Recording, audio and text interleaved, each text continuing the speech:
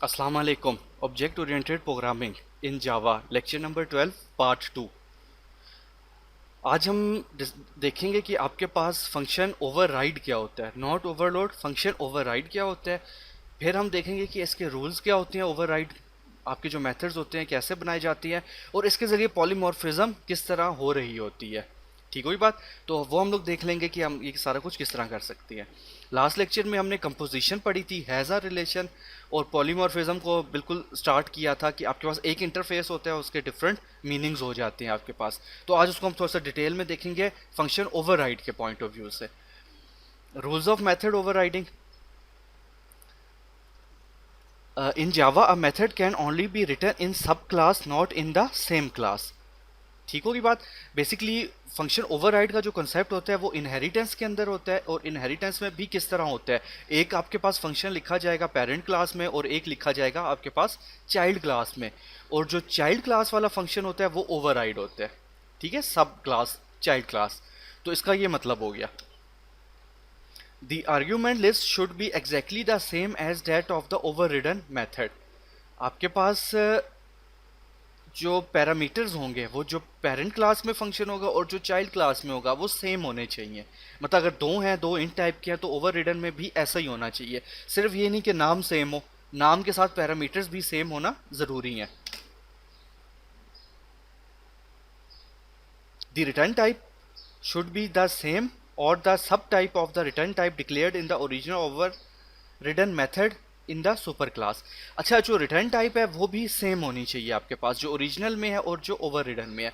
मतलब अगर एक फंक्शन आपके कहता है कि वो स्ट्रिंग रिटर्न कर रहा है, तो आपके पास ओवर रिडन मेथड भी स्ट्रिंग ही रिटर्न करेगा। तो इस पॉइंट से हमें क्या पता चला, फंक्शन का नाम, फंक्शन की रिटर्न टाइप और पैरामीटर्स, ये तीनों चीज़ें आपके पास सेम होनी चाहिए। The access level cannot be more restricted than the overridden methods access level। आसान अल्फाज में आप ये कह सकते हो कि आपके पास जो रिस्ट्रिक्टेड, जो आपके पास एक्सेस लेवल होता है, जो विजिबिलिटी होती है वो भी सेम होती है आपके पास। ठीक होगी बात। If the user if the superclass method is declared public, then the overridden method in the subclass cannot be either private or protected। क्योंकि आपके पास पब्लिक हर जगह पे एक्सेसिबल है, तो आपने मिनिमम ये रखना होगा कि आपके पास पब्लिक ही वो रहा है, प्राइवेट और प्रोटेक्टेड आप नहीं रखेंगे। अगर सुपर क्लास के अंदर आपके पास मेथड प्रोटेक्टेड है, तो आपके पास सब क्लास के अंदर बेसिकली क्या होगा कि वो पब्लिक भी हो सकता है, प्रोटेक्टेड भी हो सकता है, प्राइवेट नहीं हो सकेगा, क्योंकि प्राइवेट अगेन वो एक्सेसिबल नहीं होगा। तो वो लेवल्स को आपने मेंटेन रखना होता है।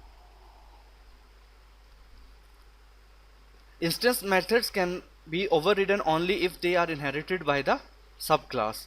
मतलब जो मेथड्स आप ओवररिडन कर सकते हो इनहेरिट अगर होते हो वो, ठीक है ना। ऐसा कोई फंक्शन अगर आप उसको प्राइवेट कर देते हो, ठीक है ना, तो वो आप उसको ओवरराइड नहीं बना सकते सब क्लास के अंदर, क्योंकि वो आपके पास ट्रांसफ़र ही नहीं होता इनहेरिटेंस के दौरान। तो जब वो ट्रांसफ़र नहीं होगा तो वो एक नया वहाँ पे ही एक आपके पास मेथड बनेगा। अब method declared final can not be overridden. Again अगर आप किसी मेथड को फिक्स्ड कर देते हो, कांस्टेंट कर देते हो, तो वो भी आपके पास जो होगा ओवररिडन नहीं होगा। अब method declare static can not be overridden. ठीक है, तो स्टैटिक जो मेथड होता है वो भी आपके पास ओवररिडन नहीं होता। If a method can not be inherited then it can not be overridden, कि हम पहले ऑलरेडी बात कर चुके हैं इसकी। A subclass in a different package can only override the non-final methods declared public or protected। आपके पास अगर एक क्लास है, वो डिफरेंट प्रोजेक्ट में बनी हुई है, और आप उसको क्या करते हो, इनहेरिट करते हो किसी और पैकेज के या किसी और प्रोजेक्ट की क्लास के साथ, तो अगेन उसमें नॉन फाइनल मेथड्स जो होते हैं पब्लिक या प्रोटेक्टेड, वो आपके पास ओवरराइड हो सकते हैं। कंस्ट्रक्टर भी आपके पास ओवररिडन नहीं होता। ये आपके पास एग्जांपल है, हम इसको इम्प्लीमेंट करते हैं और फिर देखते हैं कि इसके रिजल्ट्स आपके पास क्या आ रहे होती है। एक हमने मेन क्लास बनानी है, एक हमने कंपनी की क्लास बनानी है, और एक हमने ईबे फॉर एग्जांपल उसी क्लास बना ली है। ठीक है, तो हम ये वन बाय वन देख लेते हैं। फाइल, न्यू प्रोजेक्ट, एक हम मेन क्लास बना लेते हैं।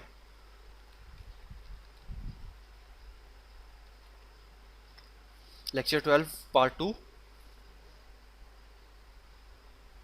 ये मेन क्लास हो गई आपके पास, राइट क्लिक, एक और हम क्लास बनाते हैं जिसका नाम हम रख देते हैं कंपनी। ठीक है, और इस कंपनी क्लास में हम एक ही फंक्शन बना लेते हैं, मतलब उसकी जगह आप जो भी बनाना चाहो, ठीक है, शो मैसेज का बना लेते हैं। पब्लिक वॉइड शो मैसेज, और इसमें हम क्या कर देते हैं, system dot out dot print line, इसमें हम बोल देते हैं इन कंपनी क्लास, कोई भी रेलिवेंट मैसेज आप शो कर सकते हैं। ठीक है, फिर हम लोग क्या करते हैं, एक और लेक्चर पर एक और क्लास बनाते हैं, इसका नाम हम देते हैं ईबे। इसको एक्सटेंड करवा देते हैं हम किस क्लास से, आपके जो है कंपनी क्लास।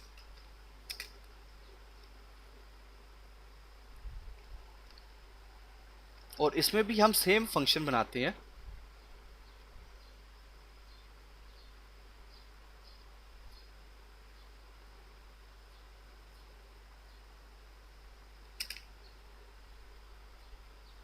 हमने यहाँ पे कंपनी क्लास बनाई, ठीक हो गया, और हमने इसको इधर एक्सटेंड कर दिया, एक्सटेंड्स ये कर दिया, और सेम फंक्शन बनाया, और इसमें हमने नाम क्या दे दिया, हमने दे दिया ईबे क्लास, इन ईबे क्लास। ठीक होगी बात। अब हम आते हैं मेन की तरफ। यहाँ पे हम लोग क्या कर रहे हैं, इधर हम ऑब्जेक्ट बनाते हैं पहले ईबे का।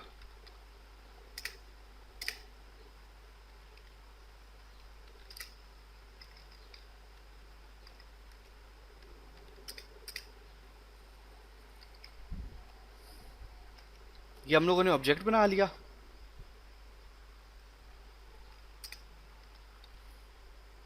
अब मैं कॉल करता हूँ बेसिकली obj1 डॉट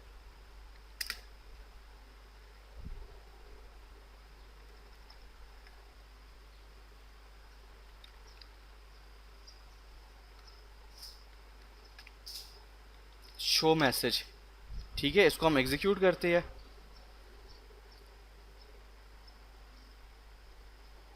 तो इसने दिखा दिया इन eBay class.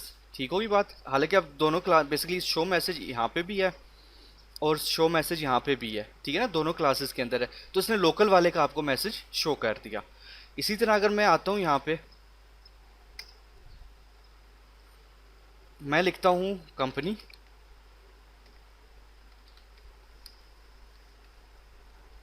obj2 equals to new company, और मैं यहाँ पे क्या करता हूँ, obj2 डॉट शो मैसेज, और मैं इसको एग्जीक्यूट करता हूँ। तो ईबे का भी आ गया और क्लास कंपनी का भी आ गया।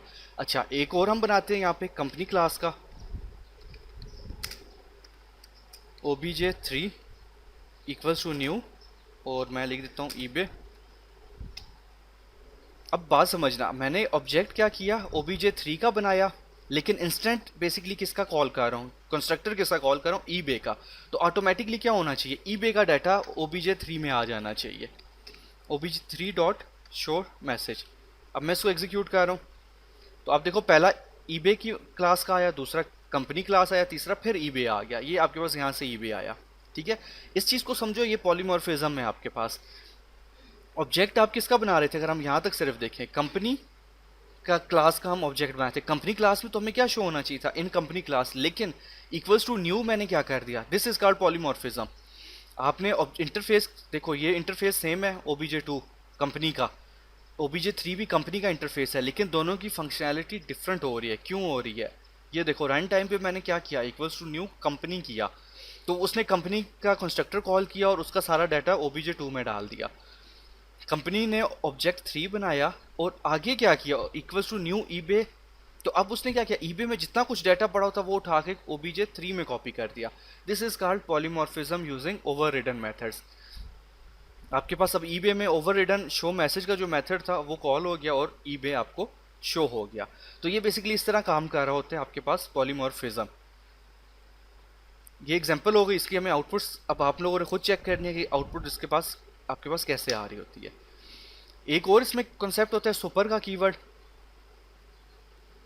अब मैं ये चाह रहा हूँ कि ये जो आपके पास ईबे का है, इसमें शो मैसेज कौन सा कॉल हो, आपके पास जो पेरेंट क्लास का है, किसी जगह पे मुझे रिक्वायर्ड होता है कंपनी क्लास का, तो मैं क्या लिखूंगा, सुपर डॉट शो मैसेज।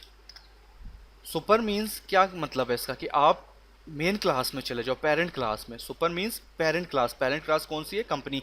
इसमें जो भी पब्लिक या प्रोटेक्टेड मेथड्स होंगे वो आपको शो हो जाएंगे, उनमें से आपने जोन सा भी कॉल करना है वो आप कॉल कर सकते हो। तो अब शो मैसेज किया तो इसको क्या पता चला कि आपने पेरेंट क्लास में जाना है और इसका शो मैसेज आपने कॉल करना है। अब मैं इसको एग्जीक्यूट करूंगा तो हर बार आपके पास क्या होगा? पेरेंट क्लास कॉल होगी, फिर लोकल, फिर पेरेंट, फिर चाइल्ड, और फिर आपके पास ये जो सिंपल कॉल हुआ है, ठीक है, क्योंकि ये आपके पास हुआ ही यहाँ से कॉल है, ठीक है। तो आपके पास ये कॉन्सेप्ट इस तरह आ जाता है। तो सुपर का कीवर्ड आप किस लिए यूज़ करते हो? एक कंस्ट्रक्टर्स में करते थे, एक आप लोगों ने अगर पेरेंट क्लास में कोई चीज़ एक्सेस करनी हो तो आप सुपर का कीवर्ड यूज़ करते हो। बिलखसूस जब फंक्शन ओवरराइड हो रहा हो, सेम फंक्शंस के नाम हो, तो साफ बात है इधर भी शो मैसेज पड़ा हुआ है, इधर भी शो मैसेज पड़ा हुआ है।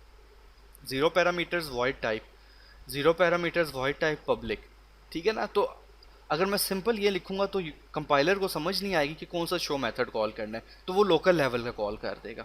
तो सुपर क्या बताएगा? सुपर का कीवर्ड कि आपने पेरेंट क्लास का फंक्शन कॉल करना है। तो इसकी भी आप लोग आउटपुट एक दफ़ा चेक कर लेना कि इसकी आउटपुट आपके पास क्या आ रही है।